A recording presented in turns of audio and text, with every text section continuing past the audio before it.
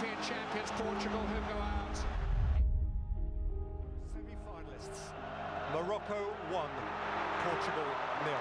It's all over, and maybe it is the end in terms of World Cups for the great Cristiano Ronaldo. And it's Portugal 0, Spain 1, the end of the road for the great Ronaldo. എന്തുകൊണ്ടായിരിക്കും അവർ റൊണാൾഡോയ്ക്ക് വേണ്ടി കളിക്കാതിരുന്നത്?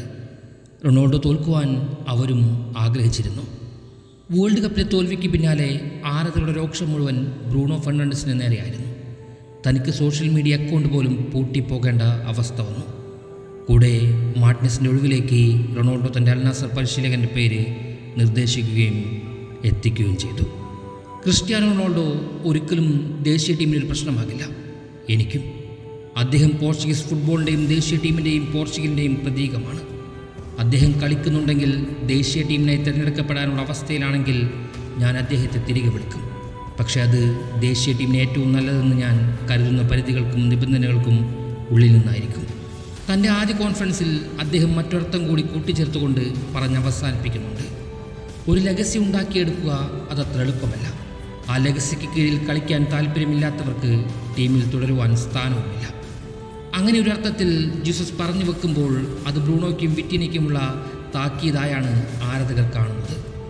അത് യാഥാർത്ഥ്യമാണോ, അതോ Ronaldo അണിയറയിൽ പണി തുടങ്ങിയോ?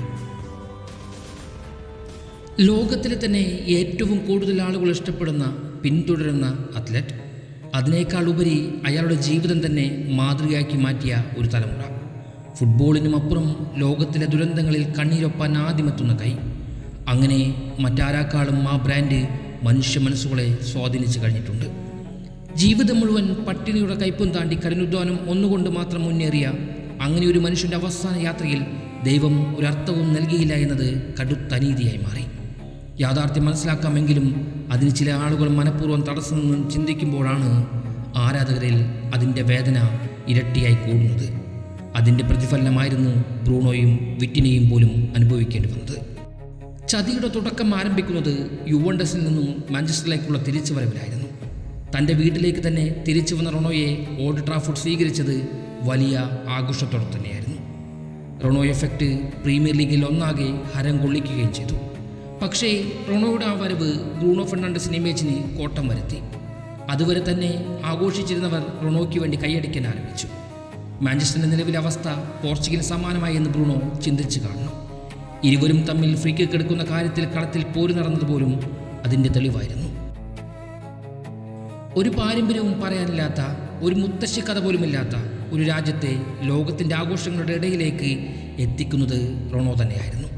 75% ഗോളുകൾ നേടുക, ചരിത്രത്തിൽ നിരന്തരം വേൾഡ് കപ്പിൽ എത്തിക്കുക, ഓൾ ടൈം ടോപ്പ് സ്കോററായി തുടരുക, തിരിച്ചുവരവുകൾ കൊണ്ട് പോർച്ചുഗലെ നിരന്തരം രക്ഷിക്കുക.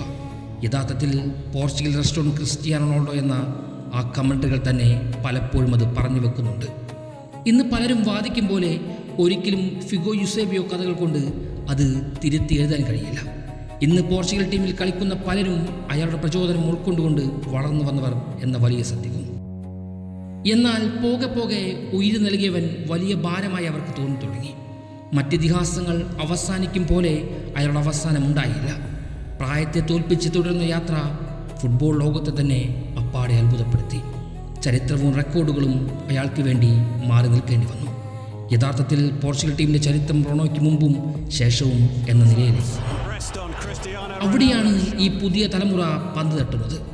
എന്നാൽ എന്തൊക്കെ ചെയ്താലും വിജയങ്ങൾ നേടിയാലും അവസാന കയ്യടി അത് അയാളിലേക്ക് മാത്രം പോകുന്നു എന്ന ചിന്ത പലരെയും ഭ്രാന്ത് പിടിപ്പിച്ച് കാണണം.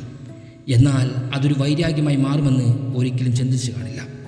ഈ ചിന്തകൾ ഇങ്ങനെയൊക്കെയാണെങ്കിലും ഇതെല്ലാം നമ്മുടെ തെറ്റിദ്ധാരണയാകാമെന്ന് വിശ്വസിക്കേണ്ടി വരും. പക്ഷേ 2026 വേൾഡ് കപ്പ് തുടങ്ങും മുന്നേ ക്രിസ്ത്യാനോയുടെ അവസാന നിമിഷം ഒരു കിരീടമുയർത്തി നിൽക്കുന്ന ചിത്രം കൊണ്ട് അവസാനിക്കണമെന്ന് ലോകം അതിയായി ആഗ്രഹിച്ചു, വിശ്വസിച്ചു. അതൊരു വലിയ തെറ്റൊന്നുമായിരുന്നില്ല. കാരണം പരിമിതികൾ പ്രതാപം തകർത്തുന്നൊരു കാലഘട്ടമായിരുന്നില്ല ഇന്ന് പോർച്ചുഗലിന്. അവർക്കിന്നൊരു മികച്ച ടീമുണ്ട്, ലോകോത്തര താരങ്ങളുണ്ട്. ഈ വേൾഡ് കപ്പിലെ തന്നെ ഫേവറേറ്റുകളും കിരീടം നേടാനുള്ള സാധ്യതകളും ഏറ്റവും കൂടുതൽ കൽപ്പിച്ചിരുന്നൊരു സംഘവും കൂടിയായിരുന്നവർ. എന്നാൽ ഈ വേൾഡ് കപ്പ് വേദിയിൽ പ്രതീക്ഷകളെല്ലാം അപ്പാടെ തകിടം മറിഞ്ഞു. കോങ്കോയുമായി പോലും ലോകോത്തര താരങ്ങൾ നിറം മങ്ങി. ഉസ്ബെക്കിസ്ഥാനെ മറികടന്നുവെങ്കിലും കൊളംബിയ വീണ്ടും പല കാര്യങ്ങളും എക്സ്പോസ് ചെയ്തു. ശേഷം ക്രൊയേഷ്യയ്ക്ക് മുന്നിൽ കഷ്ടിച്ച് രക്ഷപ്പെടുന്നു. ഒടുവിൽ സ്പെയിന് മുന്നിൽ തോറ്റു പുറത്തായി. പരാതികൾ പറയും പോലെ തന്നെ വിജയിക്കുമ്പോൾ മുഴുവൻ കയ്യടിയും വാങ്ങുന്നവൻ തന്നെയായിരുന്നു തോൽവിയുടെ മുഴുവൻ ഭാരവും ചുമക്കേണ്ടി വന്നതും. വികാരഭരിതനായി അയാൾ ആ മൈതാനത്തോടും വേൾഡ് കപ്പ് വേദിയോടും എന്നേക്കുമായി വിട പറഞ്ഞു. വയസ്സൻ അയാളെ കളിപ്പിക്കേണ്ടതായിരുന്നില്ല, റാമോസിനെ മുന്നേ കൊണ്ടുവരണമായിരുന്നു എന്നെല്ലാം പറയുന്നവർ ഒന്ന് മനസ്സിലാക്കണം. 42-ാം വയസ്സിലും അയാളിലെ പ്യുവർ സ്ട്രൈക്കറിൽ യാതൊരുവിധ തകർച്ചയും സംഭവിച്ചിരുന്നില്ല. ഈ ലോകകപ്പിൽ പോർച്ചുഗലിൻ്റെ ഏറ്റവും വലിയ വിവാദം ക്രിസ്ത്യാനോ ഗോൾ നേടിയില്ല എന്നതായിരുന്നില്ല, അദ്ദേഹത്തിന് ഗോൾ നേടാനുള്ള അവസരങ്ങൾ ലഭിച്ചിരുന്നു എന്നതായിരുന്നു. റൊണാൾഡോയുടെ ഓരോ ടച്ചും വിമർശിക്കപ്പെട്ടു, ഓരോ ഷോട്ടും പരിഹസിക്കപ്പെട്ടു. എന്നാൽ ഒരു ചോദ്യം മാത്രം അധികം ചർച്ച ചെയ്യപ്പെട്ടില്ല. പോർച്ചുഗലിൻ്റെ നമ്പർ 7 വേണ്ടി എത്ര അവസരങ്ങളാണ് അവരുടെ മധ്യനിര ഒരുക്കിയെടുത്തതെന്ന്. ലോക ഫുട്ബോളിലെ ഏറ്റവും മികച്ച മിഡ്ഫീൽഡർമാരിൽ 2 പേരായ ബ്രൂണോ ഫെർണാണ്ടസും വിറ്റിനിയും ഈ ലോകകപ്പിൽ റൊണാൾഡോയ്ക്ക് വേണ്ടി എത്ര തവണ അപകടകരമായ പാസുകൾ നൽകി, എത്ര തവണ അദ്ദേഹത്തിൻ്റെ റണ്ണുകൾ അവർ കണ്ടെത്തി, എത്ര തവണ ബോക്സിനുള്ളിൽ അദ്ദേഹത്തെ തേടി പന്തെത്തി. ഒരു സ്ട്രൈക്കറെ വിലയിരുത്തുമ്പോൾ നമ്മൾ ആദ്യം നോക്കുന്നത് അദ്ദേഹം നഷ്ടപ്പെടുത്തിയ അവസരങ്ങളുടെ എണ്ണമാണ്. എന്നാൽ അദ്ദേഹത്തിന് ലഭിക്കാതെ പോയ അവസരങ്ങളുടെ എണ്ണം എത്ര പേർ കണക്കാക്കാറുണ്ട്? ഫുട്ബോൾ ഒരു വ്യക്തിഗത കായിക ഇനമല്ല. റൊണാൾഡോ ഗോൾ നേടിയില്ലെങ്കിൽ അതിൻ്റെ ഉത്തരവാദിത്വം റൊണാൾഡോയ്ക്ക് മാത്രമുള്ളതുമല്ല. അതുപോലെ തന്നെ പോർച്ചുഗൽ പുറത്തായതിൻ്റെ ഉത്തരവാദിത്വവും ഒരു താരത്തിൻ്റെ തോളിൽ മാത്രം വെച്ചുകെട്ടി വലിച്ചെറിയുവാൻ കഴിയുകയുമില്ല. ഈ ലോകകപ്പിലുടനീളം മറ്റൊരു ചർച്ചയും ഫുട്ബോൾ ലോകത്ത് ഉയർന്നു വന്നുകൊണ്ടിരുന്നു. ക്രിസ്ത്യാനോ റൊണാൾഡോയുടെ ലെഗസിക്ക് കീഴിൽ കളിക്കാനുള്ള വിമുഖത ചില താരങ്ങൾക്കിടയിൽ ഉണ്ടായിരുന്നുവെന്ന ആ വലിയ ചോദ്യം. നിങ്ങൾ എത്ര മികച്ച പ്രകടനം നടത്തിയാലും ലോകം അവസാനത്തെ കയ്യടി റൊണാൾഡോയ്ക്ക് നൽകുമെന്ന ബോധം ചിലരെ അസ്വസ്ഥരാക്കിയിരുന്നു. അതെല്ലാം വെറും ആരാധക ചർച്ചകൾ മാത്രമായിരുന്നു. ഉത്തരങ്ങൾ ഇന്നും പോർച്ചുഗൽ ഡ്രസ്സിംഗ് റൂമിന് പുറത്തു വന്നിട്ടില്ല. എന്നാൽ മൈതാനങ്ങൾ ചില കാര്യങ്ങൾ മറച്ചു വെച്ചില്ല, അതെല്ലാം തുറന്ന് കാട്ടിക്കൊണ്ടേയിരുന്നു. ബ്രൂണോ ഫെർണാണ്ടസ് പ്രീമിയർ ലീഗിലെ മികച്ച മിഡ്ഫീൽഡർക്കുള്ള പുരസ്കാരം ഈ അടുത്ത് നേടിയതാണ്. വിറ്റിന ലീഗ് 1-ലെ ഏറ്റവും മികച്ച മിഡ്ഫീൽഡറും കൂടിയായിരുന്നു. പക്ഷേ ഈ ലോകകപ്പിൻ്റെ വേദിയിൽ അവരുടെ ഏറ്റവും മികച്ച പതിപ്പ് പോർച്ചുഗലിന് ലഭിച്ചില്ല എന്നത് ഒരു വലിയ വസ്തുതയായി മാറി. പുതിയ പരിശീലകൻ യോർഗൻ ജീസസ് പറഞ്ഞതും അതുകൊണ്ട് തന്നെയായിരിക്കും. ഒരു ലെഗസിയുടെ കീഴിൽ കളിക്കാൻ താല്പര്യമില്ലാത്തവർക്ക് ഈ ടീമിൽ സ്ഥാനമില്ല എന്ന്. കാരണം ഒരു ലെഗസിയുടെ കീഴിൽ കളിക്കുക എന്നത് അതിൻ്റെ നിഴലിൽ ജീവിക്കലല്ല, ആ ചരിത്രത്തിൻ്റെ അടുത്ത അധ്യായം എഴുതലാണ് എന്ന്. ഒരുപക്ഷെ ഈ ലോകകപ്പിൽ പോർച്ചുഗൽ തോറ്റുപോയത് സ്പെയിനോട് മാത്രമല്ല, സ്വന്തം സാധ്യതകളോട് കൂടിയായിരുന്നു. കൂടെ റൊണാൾഡോ എന്ന ലെഗസി തങ്ങളുടെ തലയ്ക്ക് മുകളിൽ സദാ നിൽക്കുന്നുവെന്ന ചിലരുടെ ചിന്തകൾക്ക് മുന്നിലും. ശരിയാണ്, റൊണാൾഡോയ്ക്ക് പരിമിതികളേറെ ഉണ്ടായിരുന്നു, വേഗം, പ്രായം, അങ്ങനെ പലതും. എങ്കിലും ഇന്നോളം പോർച്ചുഗൽ മണ്ണിനും ജേഴ്സിക്കും വേണ്ടി മനസ്സും ഉയിരും ത്യജിച്ചവനെ ഒരിക്കൽ ഖത്തറിൽ അവർ ചതിച്ചതായിരുന്നു.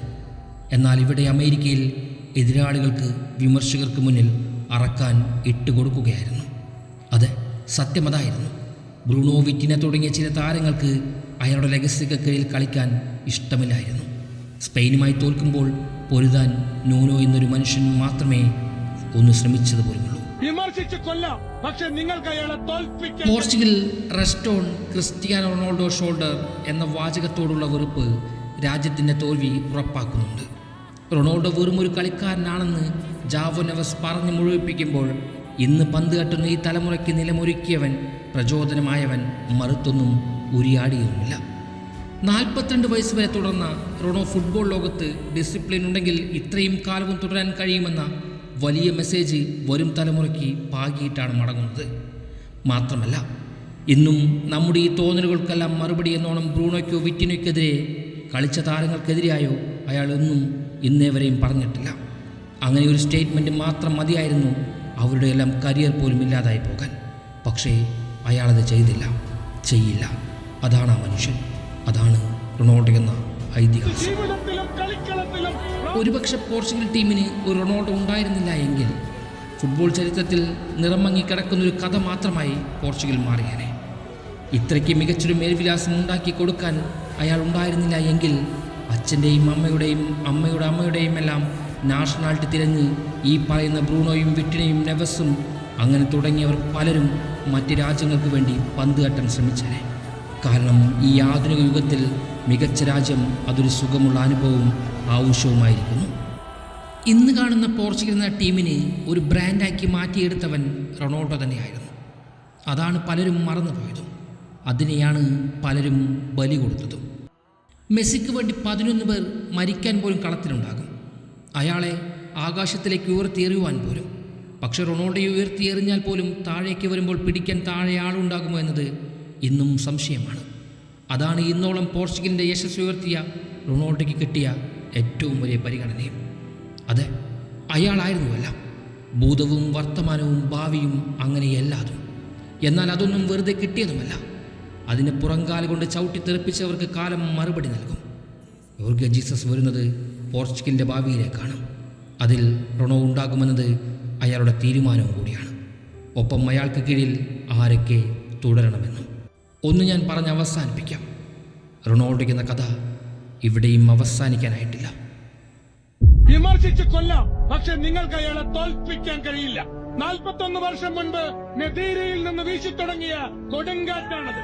കണ്ണിൽ അണയാത്ത പോരാട്ട വീര്യവും ചുണ്ടിൽ നിഗൂഢമായ പുഞ്ചിരിയുമായി ഓരോ തവണയും അയാൾ ഫുട്ബോൾ മൈതാനത്തേക്ക് ഇറങ്ങി വരുമ്പോൾ കാലമെന്നും സ്നേഹവിസ്മയങ്ങളോടെ ഇമയണക്കാതെ കാത്തുനിൽക്കും. കാരണം വിയർപ്പ് തുന്നിയിട്ട കുപ്പായത്തിൽ നിറങ്ങൾ മങ്ങുകില്ലെന്ന വാക്കുകൾ വരും മുമ്പേ അത് ജീവിതത്തിലും കളിക്കളത്തിലും പ്രാവർത്തികമാക്കിയ മനുഷ്യനാണയാൾ, പ്രതിഭയാണയാൾ. നമുക്കിനിയും കണ്ടെത്താൻ കഴിയാത്ത, നമ്മെ അത്ഭുതപ്പെടുത്തുന്ന എത്ര സത്യങ്ങൾ ഈ പ്രപഞ്ചത്തിൽ ഇപ്പോഴും ഒളിഞ്ഞിരിക്കുന്നുണ്ടാകും.